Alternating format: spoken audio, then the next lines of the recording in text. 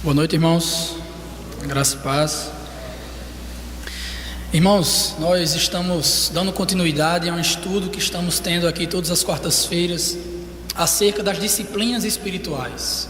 Estamos aprendendo um pouco mais como devemos aplicar os estilos de vida, de oração, de evangelismo, de leitura da palavra, e hoje vamos falar um pouco mais sobre duas disciplinas espirituais que são extremamente importantes, embora poucas pessoas falem da necessidade delas.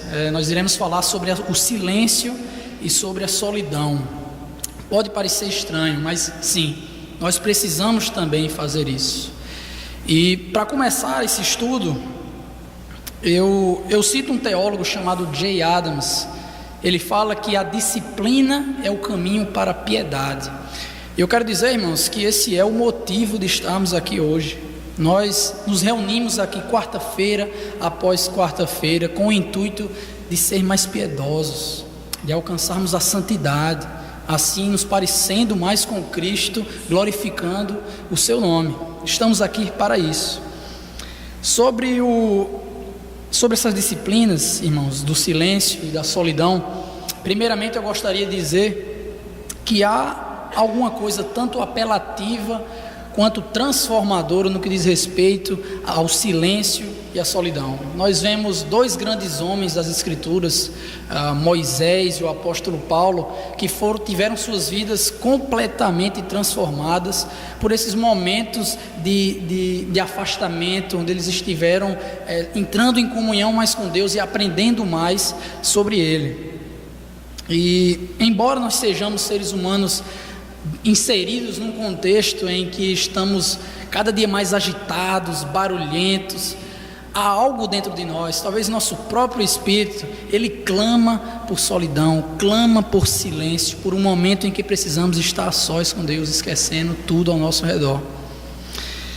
E assim como nós devemos nos envolver com outras pessoas para aplicar algumas disciplinas espirituais em nossas vidas, como por exemplo no evangelismo, nós vemos aqui com o irmão Edilson, se não me engano, há um tempo atrás, também precisamos às vezes nos afastar desse envolvimento, desse relacionamento com as pessoas, com o intuito de aprender mais sobre outras disciplinas. A solidão e o silêncio são uma delas. E nesse estudo de hoje, tentaremos de maneira bem objetiva, irmãos, tentar expressar o que significa o silêncio, a solidão, além de tentar defender com algumas razões bíblicas, obviamente, o uso delas, como deve ser feito, alguns exemplos e no final algumas sugestões práticas onde podemos aplicar isso em nosso dia a dia.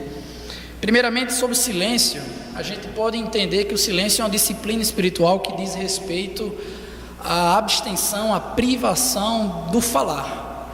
Nós não falamos por um momento.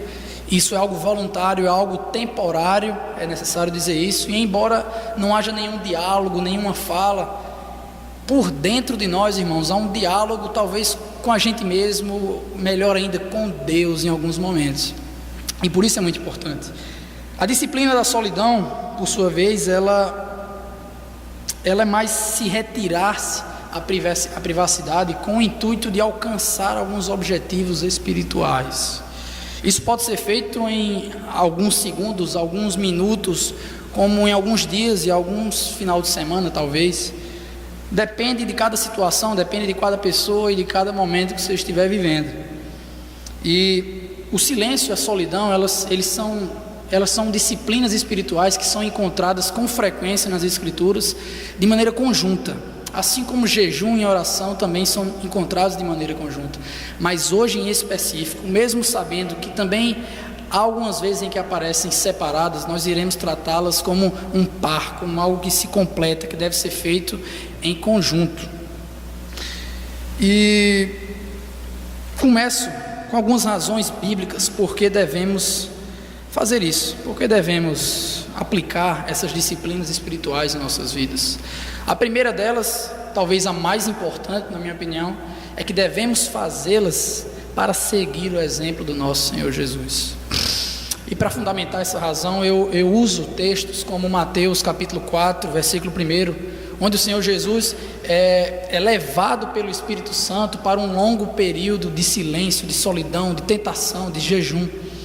Também se usa bastante, quando se fala nesse assunto, o texto de Mateus 14, 23, onde Jesus ele vai até o monte para orar. A gente também vê em Marcos 1,35, Jesus se levanta de madrugada para ir a um lugar deserto. E também em Lucas capítulo 4, versículo 42, também se levanta para ir a um lugar deserto, sendo que em outro horário. Agora coloque-se no lugar de Jesus, meu irmão, durante um pouco de tempo aqui agora. Você tem poder para satisfazer qualquer pessoa. As pessoas vinham até Jesus de multidões e multidões, elas tinham necessidades, elas precisavam ser curadas, algum milagre, o que for, e você podia fazer isso se você fosse o Senhor Jesus. Mas a pergunta que eu quero fazer é: você se sentiria justificado se você se afastasse um pouco disso, a fim de que você tivesse um momento especial com Deus, de silêncio, de solidão, para entrar em comunhão com Ele? Jesus fez isso. Ele fez isso não por não entender as necessidades das pessoas, mas por saber do preço, da importância que tem a comunhão com o Pai. Ele foi obediente todo o tempo à vontade do Pai e esteve em comunhão em todos os evangelhos. A gente vê isso com muita clareza. Ele entendeu a importância de se disciplinar, estando em momentos de silêncio e solidão, muitas vezes sozinho. A gente percebe isso. A segunda razão, irmãos, que eu trago hoje é para ouvir melhor a voz de Deus. Talvez essa seja uma das razões mais óbvias que temos para nos afastar dos barulhos terrenos, das vozes mundanas, das multidões por aí, para escutar melhor a voz do nosso Criador. Nós encontramos nas Escrituras alguns exemplos disso. Por exemplo, em Abacuque capítulo 2, versículo 1, a gente vê isso. A gente também vê isso, irmão, de maneira clara na história do profeta Elias, lá em 1 Reis capítulo 19, dos versículos 11 até o 13. E assim, logicamente, irmãos, não é necessário se afastar do barulho, se afastar das vozes do mundo para escutar a voz de Deus. Mas talvez para isso a gente tenha que entender que às vezes a gente precisa escutar melhor a vontade de Deus, escutar melhor a voz de Deus. Precisamos às vezes entender com clareza, meditar em momentos de silêncio, em momentos de solidão. Segundo Jonathan Edwards, esse era talvez o grande segredo da sua esposa. O nome dela era Sara. Ela era uma mulher muito piedosa. Ele vivia contando em seus livros que ela sempre estava andando pelos bosques, pelos campos, sabe, orando, silêncio o tempo inteiro. E parecia que existia uma pessoa que estava com ela, invisível, que ela conversava o tempo inteiro, porque ela valorizava muito o silêncio e a solidão em todos os momentos de sua vida. Mas Sara tinha esses bosques, Sara tinha esses campos. Mas, irmãos, hoje nós temos parques, nós temos, podemos dar a volta no nosso quarteirão, nós temos algumas praças, temos muitos lugares, irmãos, talvez não tão quietos, talvez não encontramos talvez sempre sozinhos, mas certamente a presença de Deus também está naquele lugar. Basta estarmos em comunhão com Ele, pararmos de fazer tudo. A presença de Deus, embora ela seja invisível, ela é mais real, muito mais real do que qualquer outra coisa que a gente possa entender, qualquer coisa que existe. A terceira razão que eu trago hoje é para buscar a salvação do Senhor. E não me entenda mal, irmão, mas esse período de silêncio, esse período de solidão, ele pode ser aplicado de duas maneiras. Logicamente, na busca do não crente pela salvação dos seus pecados, como também a busca do crente para a salvação de Deus em situações específicas, em certas circunstâncias. O profeta Jeremias, ele escreve em Lamentações capítulo 3, os versículos 25 a 26 assim: bom é o Senhor para os que esperam por Ele, para a alma que o busca. Bom é ter esperança e aguardar em silêncio a salvação do Senhor. Pregando sobre esse texto, o teólogo inglês Charles Spurgeon, ele fala que recomenda esses momentos de solidão, de silêncio a qualquer pessoa que busca a salvação. Porque se a pessoa fizer isso, ela pode estudar bem o caso à vista de Deus. Poucos homens conhecem verdadeiramente a si mesmos como são na realidade. A maioria das pessoas se olham no espelho, mas há outro espelho, que emite reflexos verdadeiros, o qual poucos homens olham. É interessante também saber que o silêncio e a solidão, ela também podem nos ajudar a lidar com realidades de temas que são muitas vezes desalojados em nossas vidas, esquecidos. Nós podemos nos retirar, estar em silêncio, em solidão, a fim de lembrar o que é o pecado, lembrar da morte, lembrar do juízo e meditar nessas coisas. Isso é algo positivo também, irmãos.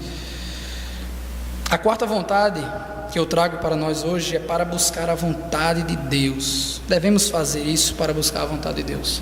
Esta aqui também seja uma das razões mais comuns porque os crentes fazem isso.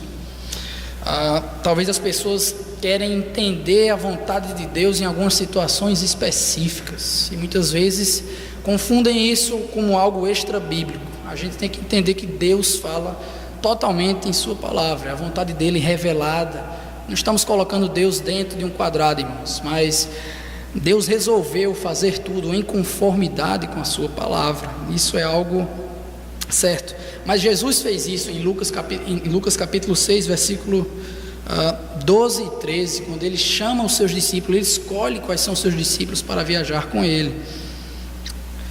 John Owen, um teólogo puritano que viveu entre 1616 e 1683, falando sobre o silêncio, falando sobre a solidão, ele fala assim: o que somos nela é o que somos na verdade, nada mais. A solidão e o silêncio ou são o melhor ou o pior de nossos períodos de tempo, no qual o princípio que predomina em nós se mostrará e agirá. É verdade que o Senhor muitas vezes ele torna a sua vontade clara, perceptível para nós, irmãos, em público. Isso talvez seja a maioria das vezes, mas algumas vezes nós precisamos nos desligar de tudo que tem ao nosso redor para compreender melhor o que o Senhor quer dizer a nós. Na sua palavra, em leitura, em meditação, podemos entender isso de maneira bem prática. A quinta razão que eu trago é para aprender a controlar a língua. Talvez esse seja também muito importante, porque está em muito desuso hoje, infelizmente. Aprender a manter-se em silêncio e solidão durante algum tempo certamente vai nos ajudar a controlar nossa língua. Nós vemos em Tiago capítulo 1, versículo 26, que a religião da pessoa que não controla a língua é sem valor. Isso é muito forte, irmãos. Não há dúvida que aprender a controlar essa língua, as nossas línguas, seja crucial para dar um passo na semelhança de Cristo. Estaremos mais parecidos com Jesus quando nos preocuparmos com o que iremos falar. Muitas vezes falamos mais do que devíamos quando estamos irritados ou qualquer coisa desse tipo, mas devemos pensar, calar nossas bocas, sabe, e refletir: será que eu devo dizer isso? E aí nós iremos nesses momentos aprender a nos posicionar melhor, iremos aprender a falar as coisas com mais profundidade, a falar as coisas nos tempos corretos, da forma correta. Nós também podemos entender, irmãos, que nossos sentidos da observação, nossos sentidos da audição também serão muito aguçados quando praticarmos isso. A coisa certa deve ser feita dessa maneira. O teólogo Dallas Willard, ele fala que essas disciplinas também podem nos ajudar em algo muito importante, que é nos ajudar com as outras disciplinas espirituais. A disciplina da solidão, a disciplina do silêncio pode nos conectar, irmãos, de forma direta à oração, por exemplo. Podemos nos retirar como o Senhor Jesus fez para orar, entrando em comunhão com o Pai. Também podemos nos conectar com a leitura da palavra, que também é uma disciplina espiritual. Podemos estar em silêncio, em tempo devocional, lendo as Escrituras e meditando na palavra de Deus. Também podemos conectar isso com a adoração.